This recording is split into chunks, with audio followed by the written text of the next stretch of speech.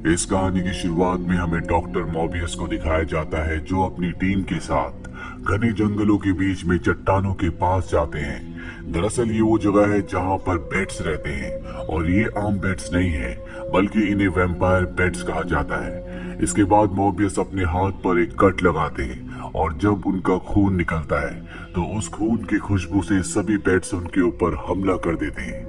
और यहाँ से कहानी जाती है अतीत में, यानी कि 25 साल पहले, जब डॉक्टर मॉबियस को दिखाया जाता है जो एक छोटे बच्चे हैं। उन्हें एक रेयर ब्लड डिजीज है जिसकी वजह से वो अच्छे से चल भी नहीं पाते, इसीलिए उन्हें हॉस्पिटल में रहना पड़ता है।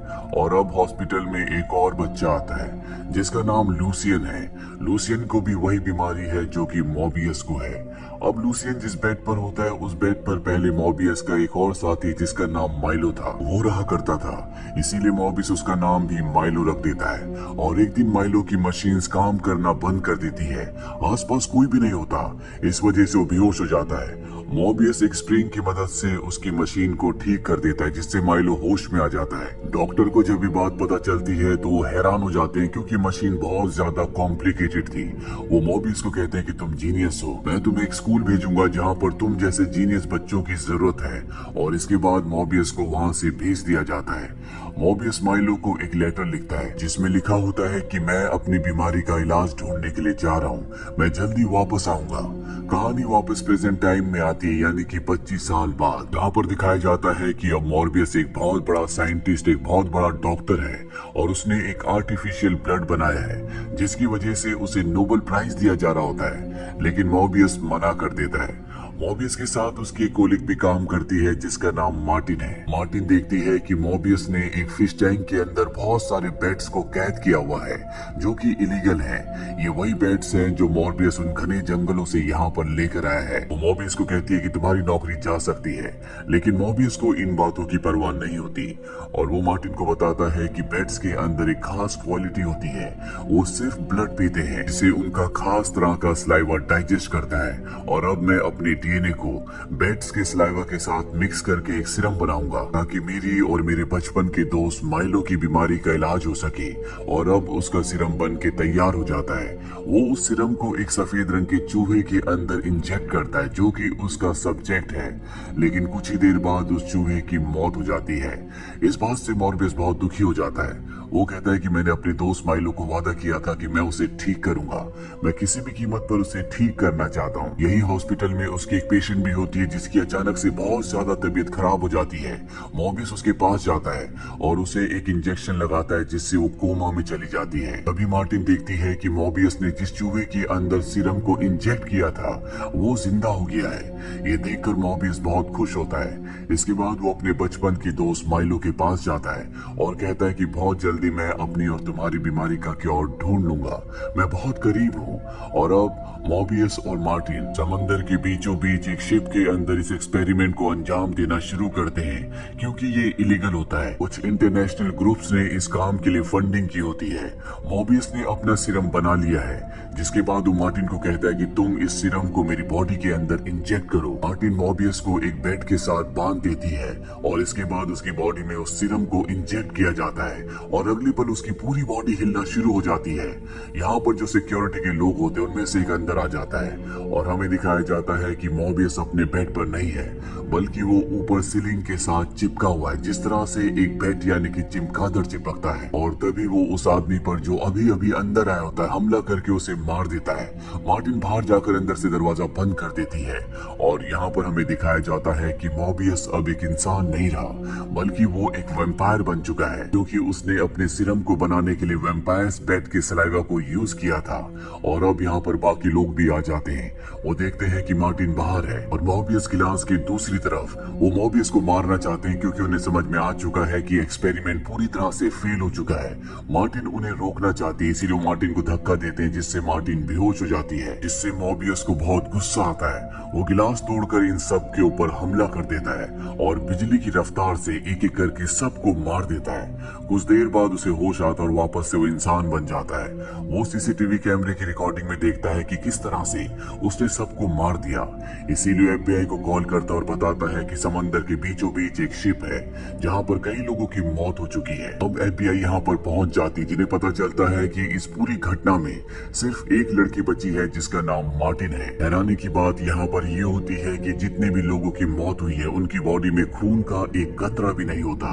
और मॉबियस को दिखाया जाता है जो वापस अपने हॉस्पिटल पहुंच जाता है, जहां वो एक बार फिर से वैम्पायर बनना शुरू हो जाता है, यानी कि उसे अब इंसान बनने के लिए खून की जरूरत है। उसने जो आर्टिफिशियल खून बनाया होता है, जो कि असली खून नहीं है, वो उसे पी लेता है, जिसके बाद वो एक बार फिर से स्ट्रॉन्ग फील करता है। जहां वो पहले अच्छे से चल भी नहीं पाता था, अब वो भाग सकता है। लेकिन जो उसने आर्टिफिशियल खून पिया है उसका असर उसकी बॉडी में मात्र 6 मिनट्स तक ही रहेगा, जिसके बाद वो दोबारा से वैम्पायर बन जाएगा। और मॉर्बियस ऐसा नहीं चाहता। इसके बाद वो उस टैंक के अंदर जाता है जिस टैंक के अंदर बहुत सारे वैम्पायर्स यानी कि बैट्स हैं। उनके बीचों बीच जाकर खड़ा हो जाता है और एक भी बैट उसके ऊपर हमला नहीं करता, क्योंकि वो भी उन्हीं में से एक है। और जो शक्तियां इन बैट्स के अंदर है वो सारी शक्तियां अब मॉर्बियस के अंदर है। लेकिन उसे अपने आप को इंसान बनाए रखने के लिए, शक्तिशाली बनाए रखने के लिए हमेशा असली खून की जरूरत होगी। माइलो भी मॉर्बियस से मिलने के लिए आता है। वो देखता है कि मॉर्बियस अपने पैरों पर खड़ा है। वो समझ जाता है कि मॉर्बियस ने इलाज ढूंढ लिया है। माइलो मॉर्बियस से कहता है कि मैं भी अपना इलाज करना चाहता हूँ, मुझे वो सीरम दे दो।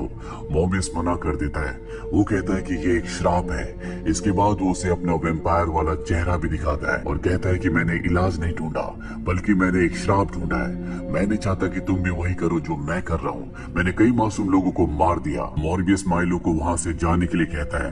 वहीं दूसरी तरफ हमें एक दूसरे हॉस्पिटल में मार्टिन को दिखाया जाता है, जिसके पास एफबीआई एजेंट्स आते हैं और उससे पूछते हैं कि उस दिन शिप में तुम कौन सा एक्सपेरिमेंट कर रहे थे, वहां पर क्या हुआ था। लेकिन वो साफ साफ मना कर देती है कि मुझे कुछ भी याद नहीं है, क्योंकि वो मॉर्बियस को बचाना चाहती है। वहीं उस हॉस्पिटल को जहां पर मॉर्बियस होता है, वहां पर एक नर्स को दिखाया जाता है जिसे एहसास होता है कि कोई उसका पीछा कर रहा है। और अगले पल एक वैम्पायर वाला हाथ आता है जो उसे मार देता है। मॉर्बियस उस वक्त उस बच्चे के पास बैठा होता है जो उसकी पेशेंट है, और तभी उसे कुछ सेंस होता है। जब वो बाहर जाता है तो उसे पता चलता है कि नर्स को किसी ने मार दिया। अब यहाँ पर मॉर्बियस के पास जितना भी आर्टिफिशियल खून होता है वो उसे बैग में रखकर यहाँ से निकलने लगता है। पर तभी यहाँ पर एफबीआई एजेंट्स आ जाते हैं जो मॉर्बियस को इतना फिट देखकर हैरान हो जाते हैं। वो समझ जाते हैं कि उस दिन शिप में मार्टिन के साथ यही था और इसी ने सबको मारा है। इन्हें ये भी पता चल जाता है कि हॉस्पिटल में एक नर्स की मौत उसी तरह से हुई है जिस तरह से शिप में कई लोगों की हुई थी। वो समझ जाते हैं कि मॉर्बियस ने सब कुछ किया है। वो उसे अरेस्ट करने लगते हैं और मॉर्बियस उनके ऊपर हमला करके यहाँ से भागने की कोशिश करता है, पर तभी एक वेव उसे रोक लेती है, जिस वजह से मॉर्बियस को अरेस्ट कर लिया जाता है। और अब वो जेल में है, जहाँ पर माइलो से मिलने के लिए आता है और कहता है कि जल्दी मैं तुम्हें यहाँ से बाहर निकालूंगा। और जब वो जा रहा होता है तो हम देखते हैं कि माइलो जो पहले स्टिक के सहारे चलता था, अब वो नॉर्मली चल पा रहा होता है। साथ ही वो कुछ पी भी रहा होता है जो कि हो ना हो रक्त है, जिसका मतलब ये है कि माइलो ने भी अपनी बॉडी में उस सीरम को इंजेक्ट किया है, जिससे वो भी अब एक वैम्पायर बन चुका है। मॉर्बियस समझ जाता है कि हॉस्पिटल में जिस नर्स को मारा गया था उसे और किसी ने नहीं बल्कि माइलो ने मारा था, और अब वो माइलो को रोकना चाहता है। इसीलिए वो जल्दी वैम्पायर बन जाता है, क्योंकि उसके पास पीने के लिए खून नहीं होता, और जेल तोड़कर बाहर निकल जाता है, जहाँ पर वो अपनी वैम्पायर की यानी कि बैट की शक्तियों से ये सुन पाता है कि माइलो कहाँ पर है। वो माइलो के पास पहुंच जाता है और उसे समझाने की कोशिश करता है कि हमें आम मासूम इंसानों को नहीं मारना चाहिए, ये गलत है। पर माइलो उसकी बात नहीं सुनना चाहता। वो मॉर्बियस को कहता है कि हम दोनों अगर साथ मिलकर काम करें तो हम पूरी दुनिया पर राज कर सकते हैं। लेकिन मॉर्बियस उसकी इस बात से इत्तेफाक नहीं रखता। वो उसके साथ मिलकर आम लोगों को नहीं मारना चाहता। इन दोनों के बीच में भयानक फाइट होना शुरू हो जाती है। अब पुलिस भी यहाँ पर आ जाती है जो इन दोनों को पकड़ लेती है, लेकिन माइलो पुलिस वालों पर हमला कर देता है। मॉर्बियस बुरा इंसान नहीं है, वो एक अच्छा इंसान है। हालांकि उसके साथ अब बहुत कुछ बदल चुका है और उसके अंदर जो अच्छाई इंसानियत होती है जो माइलो के अंदर अब नहीं बची, वो उस अच्छाई के चलते किसी को नहीं मारना चाहता।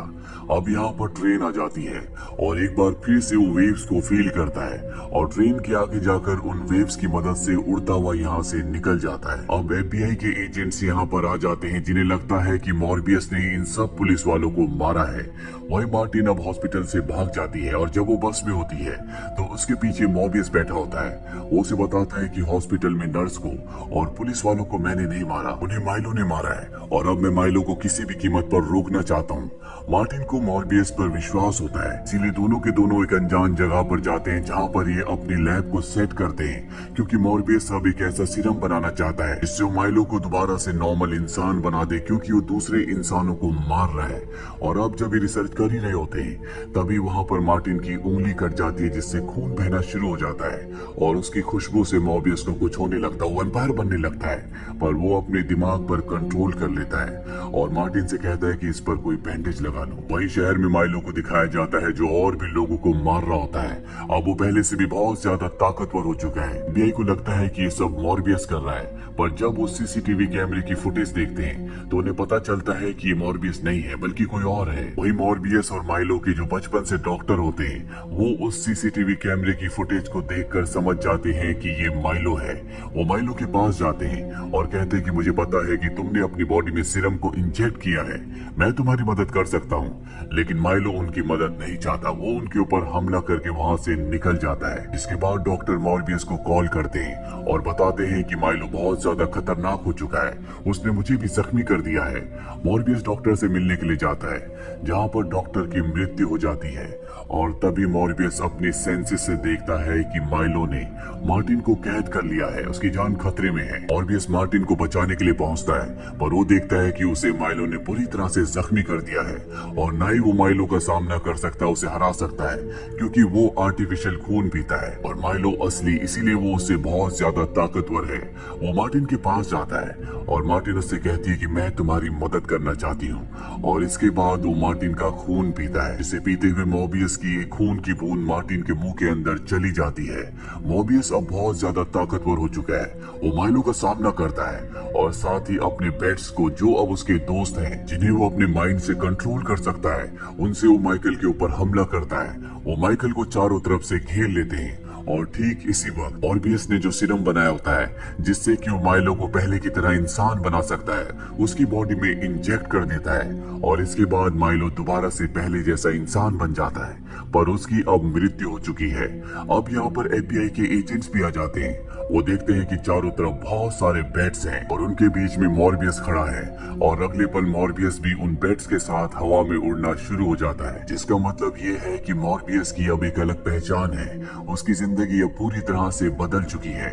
हो सकता है कि आगे चलकर वो इंसानों का रक्षक बने। वही हमें मार्टिन को दिखाया जाता है जिसकी मौत हो गई थी, उसकी आंखें खुलती है और उसकी आंखें पूरी तरह से अलग होती है, वो इंसानों की आंखें नहीं होती और जहाँ उसकी आंखें खुलती है ये जगह कोई और जगह होती है, जिससे हमें साफ साफ समझ में आ जाता है कि मॉर्बियस के खून की बूंद की वजह से वो भी अब वैम्पायर बन चुकी है। इस कहानी के मिड क्रेडिट सीन में दिखाया जाता है कि एड्रियन टूम्स, जिन्हें वल्चर भी कहा जाता है, वो एक दूसरे यूनिवर्स से एक पोर्टल के थ्रू इस दुनिया में यानी कि मॉर्बियस की दुनिया में आ जाते हैं। वो मॉर्बियस से मिलने के लिए जाते हैं और उसे कहते हैं कि तुम्हारा और मेरा एक ही दुश्मन है और वो है स्पाइडरमैन। इसी के साथ ये फिल्म, ये कहानी यहीं पर खत्म हो जाती है।